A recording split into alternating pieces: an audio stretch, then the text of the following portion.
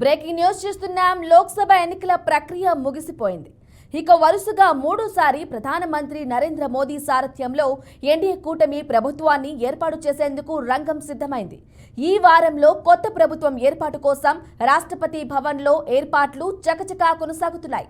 ప్రధానితో పాటు కేంద్ర మంత్రివర్గ ప్రమాణ స్వీకారానికి ఏర్పాట్లు సైతం చేయనుండటంతో ఈ రోజు నుంచి 9వ తేదీ వరకు సాధారణ ప్రజానికాన్ని రాష్ట్రపతి భవన్లోకి అనుమతి ఇవ్వడం లేదని ఓ ప్రకటన విడుదల చేసింది.